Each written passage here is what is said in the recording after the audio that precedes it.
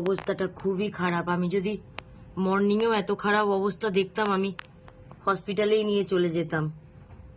তখন এত খারাপ অবস্থা ছিলও না, পুরো ঠিক হয়ে গেছিল। ঠিক হয়ে যাওয়ার পরও এই যে এরকম কিরকম উঠে দাঁড়াতে পারছে না, উঠে দাঁড়ালে পড়ে যাচ্ছে। তো এখন 6টা 6:30 বাজে। এখন ওই স্যার মানে হসপিটালে যে ডক্টর আছে, যে পার্সোনাল চেম্বারে বসে, হ্যালো পেটস মধ্যম গ্রামে, তো এখন আমি তার কাছেই নিয়ে যাচ্ছি। এই যে আমার মেনু মা, জানি না কেন ঠিক হয়ে গিয়েও আবার খারাপ হয়ে গেল। আমি যদি মর্নিংয়েও এত খারাপ দেখতাম আমি হসপিটালেই নিয়ে যেতাম, কারণ ডাক্তার 3টে পর্যন্ত হসপিটালেই বসে। তো এখন সন্ধে 6:30 বাজে, দেখছি ও দাঁড়াচ্ছে। আমাকে নিয়ে ডাক্তারের কাছে যাচ্ছি, আর এই দেখো কি বিরক্ত করে যাচ্ছে সমানে। দেখো লাডো বাড়ি যা, দেখো সাথে সাথে চলে এসছে এখানে। এই যে মিনুমাকে নিয়ে ডক্টরের কাছে যাচ্ছি, কারণ সকাল পর্যন্ত অপেক্ষা করার মতো মনে হচ্ছে না সময় আছে আর, কারণ ওর শরীর প্রচন্ড পরিমাণে খারাপ হয়ে গেছে।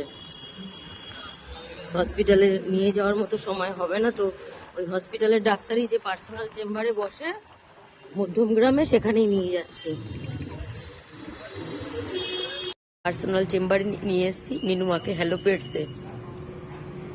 কিন্তু মিনুমার অবস্থা খারাপ, একদম হাত পা মিনুমার ঠান্ডা হয়ে গেছে।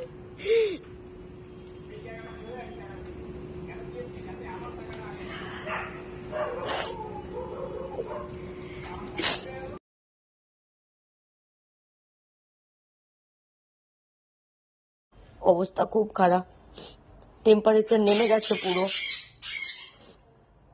গরম ওকে সেক দিতে বলেছে, এক্ষুনি স্লাইন দিতে আসছে।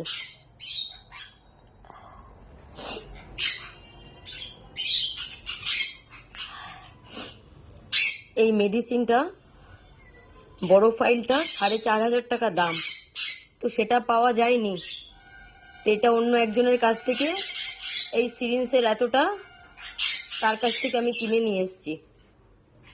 মানে ওর ট্রিটমেন্টে 3 তারিখ থেকে আজ পর্যন্ত আমি কোনো কিছুতে আমি কমতি রাখিনি। যখন যখন যেই মেডিসিন বলেছে যত দামি, আমি কিনে নিয়ে এসেছি, তবু ওকে আমি রাখতে পারছি না। ওই নোমা, মুখ থেকে যে ফেনা বেরিয়ে যাচ্ছে। ওই নোমা, ওঠো মিনোমা, ও মিনোমা।